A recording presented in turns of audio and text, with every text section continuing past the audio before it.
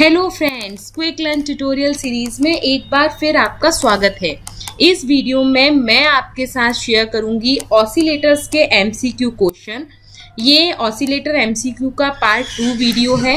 Actually analogue electronics MCQ की मैंने एक सीरीज स्टार्ट की है आपके आने वाले जेई और एई के एग्जाम्स के लिए।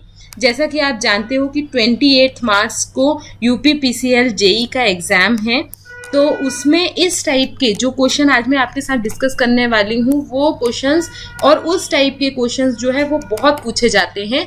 उसमें मैं एक्सप्लेनेशन जो आपके और भी क्वेश्चंस को सॉल्व करने में आपकी हेल्प करेंगे।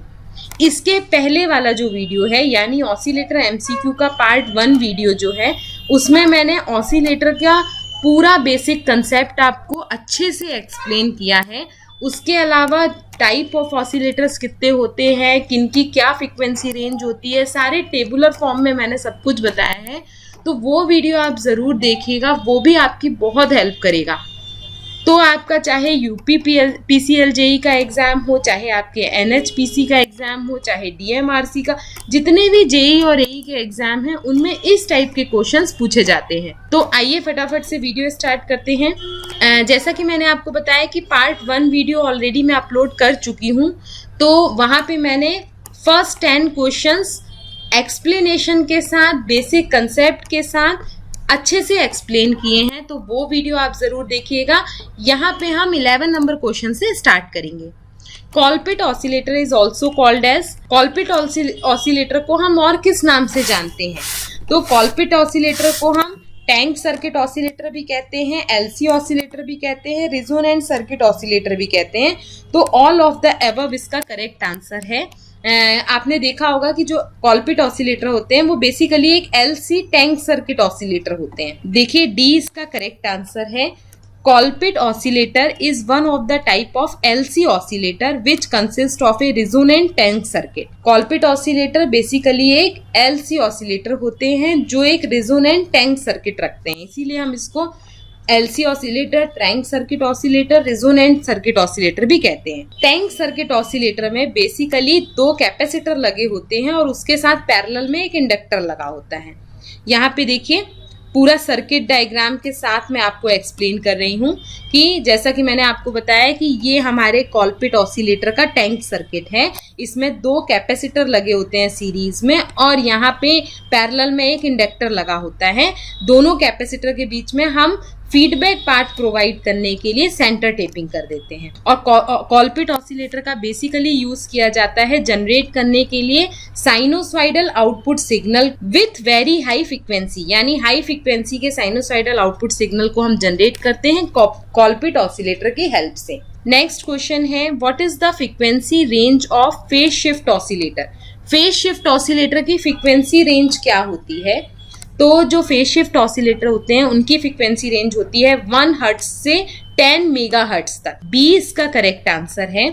अब यहाँ पे मैंने आपको डिफरेंट टाइप के ऑसिलेटर और उनकी ऑपरेटिंग फ्रीक्वेंसी रेंज बताई है। तो ये क्वेश्चन का जो एक्सप्लेनेशन है उससे आपके बहुत सारे दूसरे क्वेश्चंस भी सॉल्व हो जाएंगे। मान लीजिए आपसे वेन ब्रिज ऑसिलेटर की ऑपरेटिंग रेंज पूछ ली जाती है, या आपके क्रिस्टल ऑसिलेटर की रेंज पूछ ली जाती है, या कॉलपिट की पूछ ली जाती है। तो अगर आपको ये ऑपरेटिंग रेंज पता है तो आप किसी भी क्वेश्चन का आंसर इजिली कर पाओगे। ठीक है, तो जैसे वेन ब्रिज ऑसिलेटर की ऑपरेटिंग रेंज होती है 1 हर्ट्ज से 1 मेगाहर्ट्ज, फेज शिफ्ट ऑसिलेटर की होती है 1 हर्ट्ज से 10 मेगाहर्ट्ज, हार्टले की होती है 10 किलोहर्ट्ज से 100 मेगाहर्ट्ज। कॉलपिट ऑसिलेटर की ऑपरेटिंग फ्रीक्वेंसी रेंज है 10 हर्ट्ज से 100 मेगाहर्ट्ज। नेगेटिव रेजिस्टेंस ऑसिलेटर की है greater than 100 megahertz. Crystal oscillator की होती है फिक्स्ड फ्रीक्वेंसी। तो ये हमारे डिफरेंट टाइप के ऑसिलेटर और उनकी ऑपरेटिंग रेंज हैं जो आपको याद रखना बहुत ज़रूरी है। इसी टाइप के क्वेश्चंस आपके कॉम्पिटिटिव एग्जाम्स में यानी जेई, यूपीपीसीएल का जो एग्जाम है इनमें पूछे जाते हैं। मूव करते हैं नेक्स्ट क्वेश्चन में। A quad crystal oscillator consist of, quad crystal oscillator क्या कंसिस्ट करता है? केवल रिजोनेंस सीरीज रिजोनेंस फ्रीक्वेंसी, केवल parallel resonance frequency, both series and parallel resonance frequency, both series और parallel frequency, either series nor parallel frequency. तो तो इसका correct answer है both series and parallel frequencies. Quad crystal oscillator में series और parallel resonance frequency होती है। सी इसका करेक्ट आंसर है। और यहाँ पे पूरा एक्सप्लेनेशन दिया है कि quartz crystal has two closely space resonant frequency. Crystal oscillator में दो रेजोनेंट फ्रीक्वेंसी होती हैं, सीरीज रेजोनेंट फ्रीक्वेंसी और पैरेलल रेजोनेंस फ्रीक्वेंसी। अब सीरीज रेजोनेंस फ्रीक्वेंसी कब होगी? Series resonant frequency occur when reactance of the capacitor, capacitor का reactance अगर हमारे इंडक्टर के रिएक्टेंस के इक्वल होगा तो सीरीज रेजोनेंट फ्रीक्वेंसी होगी। और पैरेलल रेजोनेंट फ्रीक्वेंसी कब होगी? जब जो हमारा C2 कैपेसिटर होता है या जिसे हम CP से भी डिनोट करते हैं, तो जो हमारा C2 कैपेसिटर होता है अगर उसका रेजोनेंस हमारे पूरे RLC ब्रांच के रेजोनेंस के इक्वल होता है तो पैरेलल रेजोनेंस फ्रीक्वेंसी होती है। ये कंसेप्ट आप ध्यान रखना। अब मैं डायग्राम से आपको बताती हूँ। ये हमारा एक क्रिस्टल ऑसिलेटर है। इसमें हम क्या करते हैं, एक क्रिस्टल को कट करते हैं और माउंट कर देते हैं, यानी लगा देते हैं दो मेटेलिक प्लेट के बीच में। तो ये जो ऑसिलेटर बनता है उसे हम कहते हैं क्रिस्टल ऑसिलेटर। और ये इसका इलेक्ट्रिकल इक्विवेलेंट सर्किट डायग्राम है। यहाँ पे हमारे पास LCR जो है वो सीरीज में लगे होंगे और एक पैरेलल में कैपेसिटर लगा होता है, इसीलिए हम उसको CP से डिनोट करते हैं। सीरीज रेजोनेंट फ्रीक्वेंसी जब इस CP का जो रिएक्टेंस है वो हमारे इंडक्टर के रिएक्टेंस के इक्वल होता है तो सीरीज रेजोनेंस फ्रीक्वेंसी होती है। और पैरेलल रेजोनेंस फ्रीक्वेंसी कब होती है? जब हमारे कैपेसिटर का CP कैपेसिटर जो है उसका रेजोनेंस हमारे तीनों इस पूरे सीरीज में जो कंपोनेंट लगे हैं उनके रेजोनेंट के इक्वल होता है तो वो पैरेलल रेजोनेंट फ्रीक्वेंसी होती है। तो ये दो टाइप की फ्रीक्वेंसी होती है क्रिस्टल ऑसिलेटर में। अब यहाँ पे पूरा सीरीज रेजोनेंस का फॉर्मूला, पैरेलल रेजोनेंस फ्रीक्वेंसी का फॉर्मूला पूरा दिया हुआ है, तो वो आप देख लीजिएगा। वीडियो को पॉज करिए और सारी चीजों को ध्यान से पढ़िए। नेक्स्ट क्वेश्चन है, which of the following is not a sinusoidal oscillator? इनमें से कौन सा साइनोसॉइडल ऑसिलेटर नहीं है? तो बेसिकली दो टाइप के ऑसिलेटर होते हैं, एक साइनोसॉइडल, एक नॉन साइनोसॉइडल। ऐसा ऑसिलेटर जो आउटपुट में नॉन साइनोसॉइडल सिग्नल जनरेट करता है उसको हम कहते हैं नॉन साइनोसॉइडल ऑसिलेटर। और ऐसा ऑसिलेटर जो आउटपुट साइड में साइनोसॉइडल सिग्नल जनरेट करता है उसको हम कहते हैं साइनोसॉइडल ऑसिलेटर। तो इनमें से साइनोसॉइडल ऑसिलेटर कौन सा नहीं है?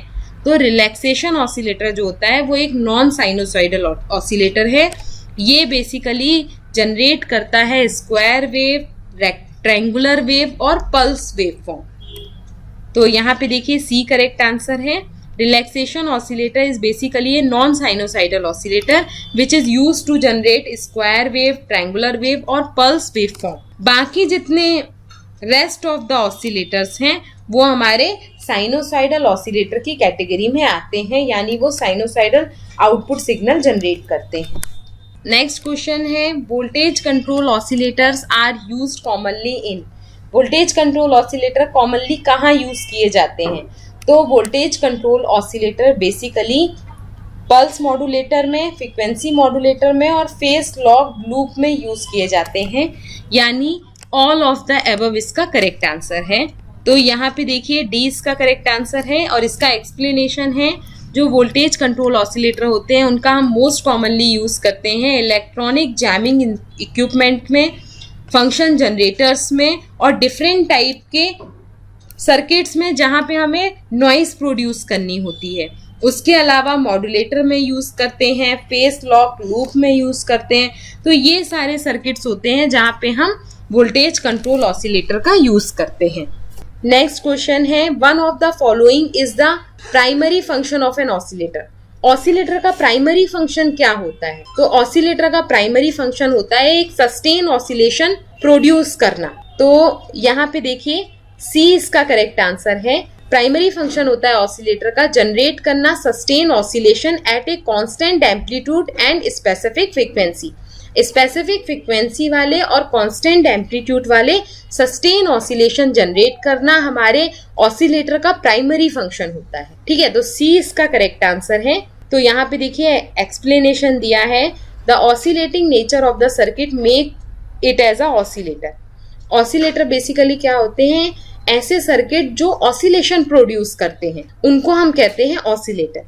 ठीक है, अब प्राइमरी फंक्शन होता है, जो इंपॉर्टेंट फंक्शन होता है किसी भी ऑसिलेटर का, वो होता है सस्टेन ऑसिलेशन जनरेट करना। और सस्टेन ऑसिलेशन कब प्रोड्यूस होता है? जैसा कि आपको मालूम होगा कि ऑसिलेटर बेसिकली क्या होते हैं, एम्पलीफायर विथ पॉजिटिव फीडबैक। जब हम किसी एम्पलीफायर में पॉजिटिव फीडबैक देते हैं तो वो सर्किट कहलाता है ऑसिलेटर। और ये सर्किट जो है वो ऑसिलेशन प्रोड्यूस करता है। अगर एक स्मॉल अमाउंट ऑफ नॉइज भी हमने एम्पलीफायर में दे दी तो वो भी सफिशिएंट होती है ऑसिलेशन को ट्रिगर करने के लिए। ठीक है, यहाँ पे ए जो है वो एम्पलीफायर का गेन है और बीटा जो है वो फीडबैक फैक्टर कहलाता है, क्योंकि यहाँ पे हमने पॉजिटिव फीडबैक किया है। तो इस फीडबैक का जो फैक्टर होता है उसको हम कहते हैं बीटा। तो ए बीटा हमारा यहाँ पे कहलाता है लूप गेन। ठीक है, तो जब हमारा A beta loop gain equal to unity होता है, यानी 1 के इक्वल होगा, तो वो कंडीशन हमारी कहलाती है सस्टेन ऑसिलेशन की कंडीशन। इसमें हमें कांस्टेंट एम्पलीट्यूड और एक स्पेसिफिक फ्रीक्वेंसी का ऑसिलेशन मिलता है और इसी को हम कहते हैं बार्क-हासन क्राइटेरिया। यानी सस्टेन ऑसिलेशन के लिए हमारा बार्क-हासन क्राइटेरिया सेटिस्फाई होना चाहिए। तो अगर आपसे कोई पूछता है कि बार्क-हासन क्राइटेरिया क्या है, तो जब भी मॉड ऑफ ए बीटा यानी लूप गेन यूनिटी के इक्वल होगा तो उसको हम कहेंगे बार्क-हासन क्राइटेरिया। इसमें हमें सस्टेन ऑसिलेशन मिलता है, यानी एक कांस्टेंट एम्पलीट्यूड और स्पेसिफिक फ्रीक्वेंसी का ऑसिलेशन मिलता है, जहाँ पे ए हमारे एम्पलीफायर का गेन है और बीटा हमारे फीडबैक फैक्टर है। इसका पूरा डिटेल एक्सप्लेनेशन मैंने अपने ऑसिलेटर एमसीक्यू के पार्ट 1 वीडियो में किया है, तो वो वीडियो बहुत इंपॉर्टेंट है, आप ज़रूर जाके देखिएगा उसको। मैं उसका लिंक जो है वो डिस्क्रिप्शन बॉक्स में दे दूंगी। नेक्स्ट क्वेश्चन है, LC oscillator are used for producing a waveform with frequency range from. LC oscillator किस फ्रीक्वेंसी रेंज की वेवफॉर्म प्रोड्यूस करते हैं? तो एलसी ऑसिलेटर बेसिकली 1 मेगाहर्ट्ज से 500 मेगाहर्ट्ज तक की वेवफॉर्म प्रोड्यूस करते हैं और ये फ्रीक्वेंसी रेंज हमारी रेडियो फ्रीक्वेंसी रेंज की कैटेगरी में आती है। इसीलिए एलसी ऑसिलेटर को हम रेडियो फ्रीक्वेंसी ऑसिलेटर भी कहते हैं। यहाँ पे देखिए ए इसका करेक्ट आंसर है और एक्सप्लेनेशन दिया है, LC oscillator are used to produce the output at a frequency range from 1 megahertz to 500 megahertz. That's why these are called RF oscillator. इनको हम रेडियो फ्रीक्वेंसी ऑसिलेटर भी इसलिए कहते हैं क्योंकि ये एक रेडियो फ्रीक्वेंसी रेंज प्रोड्यूस करते हैं। ठीक है, तो अगर आपसे कोई पूछता है कि आरएफ फ्रीक्वेंसी रेंज क्या होती है ऑसिलेटर की, या आरएफ ऑसिलेटर को हम किस और नाम से जानते हैं, तो आरएफ ऑसिलेटर बेसिकली हमारे एलसी ऑसिलेटर होते हैं और इनकी फ्रीक्वेंसी रेंज होती है 1 मेगाहर्ट्ज से 500 मेगाहर्ट्ज। और पूरा अभी इसका जो सेकेंड नंबर का क्वेश्चन था उसमें मैंने पूरी फ्रीक्वेंसी रेंज का एक टेबल बनाया है, वहां पे आपको सारे ऑसिलेटर और उनकी ऑपरेटिंग फ्रीक्वेंसी रेंज मिल जाएगी। नेक्स्ट क्वेश्चन है, which of the following oscillator are used for low frequency application. Low frequency application के लिए हम कौन सा ऑसिलेटर यूज करते हैं? तो बेसिकली लो फ्रीक्वेंसी रेंज के लिए हम आरसी ऑसिलेटर का यूज करते हैं। RC oscillator are use for low frequency application, क्योंकि अगर हम एलसी ऑसिलेटर का यूज करेंगे मान लीजिए, तो एलसी ऑसिलेटर के केस में क्या होता है, एलसी ऑसिलेटर का जो फ्रीक्वेंसी का फॉर्मूला होता है वो होता है F is inversely proportional to 1/√LC। अब क्योंकि यहाँ पे एलसी ऑसिलेटर का जो फ्रीक्वेंसी है वो हमारे इंडक्टर और कैपेसिटर के इनवर्सली प्रोपोर्शनल है, तो अगर हम ठीक है लो फ्रीक्वेंसी के लिए अगर एलसी ऑसिलेटर हम डिजाइन करेंगे तो हमें एल और सी की वैल्यू हाई चाहिए होगी, मतलब लार्ज वैल्यू वाले कैपेसिटर और इंडक्टर चाहिए होंगे। इतनी लार्ज वैल्यू वाले जो कैपेसिटर और इंडक्टर होते हैं वो कॉस्टली होते हैं, बल्कि होते हैं, इसीलिए हम एलसी ऑसिलेटर का यूज लो फ्रीक्वेंसी के लिए नहीं करते। एलसी ऑसिलेटर हम हमेशा डिजाइन करते हैं हाई फ्रीक्वेंसी के लिए। अगर हाई फ्रीक्वेंसी के लिए डिजाइन करेंगे तो एल और सी की वैल्यू हमें लो वैल्यू वाले एल और सी चाहिए पड़ेंगे, जिससे हम इजीली एलसी ऑसिलेटर डिजाइन कर लेंगे और वो एक्सपेंसिव भी नहीं होंगे। तो होप आपको समझ में आ रहा होगा कि हम आरसी ऑसिलेटर का यूज क्यों करते हैं लो फ्रीक्वेंसी के लिए। आरसी फेज शिफ्ट ऑसिलेटर का बेसिकली हम लो फ्रीक्वेंसी के लिए यूज करते हैं और हाई फ्रीक्वेंसी के लिए हम LC ऑसिलेटर का यूज करते हैं और उसका कंसेप्ट ये दिया हुआ है। नेक्स्ट क्वेश्चन है the expression for frequency of oscillation of A RC phase shift oscillator is. RC phase shift oscillator का फ्रीक्वेंसी का फॉर्मूला क्या है? तो basically RC phase shift oscillator को की फ्रीक्वेंसी हम एक्सप्रेस करते हैं इस फॉर्मूले से। C नंबर का जो फॉर्मूला है यहाँ पे देखिए, इससे हम फ्रीक्वेंसी एक्सप्रेस करते हैं RC फेज शिफ्ट ऑसिलेटर की। C इसका करेक्ट आंसर है। यहाँ पे देखिए दिया भी है the frequency oscillation of RC phase shift oscillator is given by this formula. और जो इसका फीडबैक फैक्टर होता है वो 29 होता है। और RC फेज शिफ्ट ऑसिलेटर में 3 RC सेक्शंस होते हैं। तो इस एक्सप्लेनेशन से आपके 2-3 क्वेश्चन सॉल्व हो जाएंगे कि फीडबैक फैक्टर कितना होता है, तो 29 होता है RC फेज शिफ्ट ऑसिलेटर का। कितने सेक्शन होते हैं RC फेज शिफ्ट ऑसिलेटर में, तो 3 सेक्शन कंटेन करता है RC ऑसिलेटर। नेक्स्ट क्वेश्चन है feedback circuit in an oscillator can be accomplished by. Feedback circuit हम क्यों लगाते हैं ऑसिलेटर में, क्या रिक्वायरमेंट है फीडबैक सर्किट लगाने की? तो फीडबैक सर्किट हम इसलिए लगाते हैं किसी भी ऑसिलेटर में, रजिस्टिव कपलिंग करने के लिए बिटवीन इनपुट और आउटपुट, इनपुट आउटपुट के बीच में रजिस्टिव, कैपेसिटिव और इंडक्टिव कपलिंग करने के लिए हम फीडबैक अकम्प्लाइज करते हैं ऑसिलेटर में। तो डी इसका करेक्ट आंसर है, any one or combination of the above method. तो यहाँ पे एक्सप्लेनेशन देखिए, for different type of applications oscillator can be built with different feedback circuit to produce proper phase shift and amplitude. Different type की application के लिए हम different type के oscillator बनाते हैं, उनमें डिफरेंट टाइप के फीडबैक सर्किट हम डिज़ाइन करते हैं जिससे हमें प्रॉपर फेज शिफ्ट मिले और प्रॉपर एम्पलीट्यूड मिले। तो डिफरेंट टाइप के ऑसिलेटर्स होते हैं हमारे पास, जैसे आपके RC oscillator, LC oscillator, कॉलपिट oscillator. ये हमारे कैपेसिटिव फीडबैक के लिए यूज़ किए जाते हैं और हार्टले ऑसिलेटर का यूज़ करते हैं हम इंडक्टिव फीडबैक के लिए। ठीक है, इंडक्टिव कपलिंग करने के लिए इनपुट आउटपुट के बीच में हम हार्टले ऑसिलेटर का यूज़ करते हैं और कैपेसिटिव और रजिस्टिव कपलिंग के लिए हम LC, कॉलपिट, RC ऑसिलेटर का यूज़ करते हैं। तो ये 20 क्वेश्चंस थे आपके, जो आपके आने वाले UPPCL JEE का जो अभी एग्ज़ाम होने वाला है 28 मार्च को, उसके लिए बहुत इंपॉर्टेंट है। इससे आपके बहुत सारे डाउट्स क्लियर हो जाएंगे, बहुत सारे कंसेप्ट क्लियर हो जाएंगे जो आपके अदर क्वेश्चंस को सॉल्व करने के लिए भी हेल्प करेंगे। और इसी टाइप के जनरली क्वेश्चंस पूछे जाते हैं आपके कॉम्पिटिटिव एग्जाम्स में। तो इसका पार्ट 1, पार्ट 2 वीडियो ज़रूर देखिएगा। उसके साथ साथ मैंने बहुत सारे PLC, SCADA, micro processor, micro controller, बहुत सारे अदर वीडियोस भी के MCQ क्वेश्चन और थ्योरी लेक्चर्स भी डाले हैं, तो वो भी आप ज़रूर देखिएगा। वो क्वेश्चंस आपकी बहुत हेल्प करेंगे आपके आने वाले कॉम्पिटिटिव एग्जाम्स में। तो stay continue, keep watching and keep supporting and keep sharing my videos with your friends. और इसके साथ साथ मेरी वेबसाइट में अभी नवंबर में जो UPPCL JEE का एग्ज़ाम हुआ था उसके क्वेश्चन पेपर्स डले हुए हैं विद सॉल्यूशन के साथ, तो वो भी जाके आप ज़रूर देखिएगा।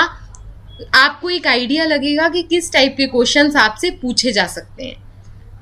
तो मेरे चैनल के साथ बने रहिए और व्हाट्सएप ग्रुप में अपने फ्रेंड्स के साथ मेरे चैनल को या मेरे वीडियोस को ज़रूर शेयर करिएगा, क्योंकि जितने ज़्यादा व्यूज़ होते हैं वो मुझे मोटिवेट करते हैं और अदर वीडियोस बनाने के लिए। और आपके जो भी सुझाव हो वो आप कमेंट बॉक्स में लिख के मुझे ज़रूर बताइएगा। Stay continue, bye bye.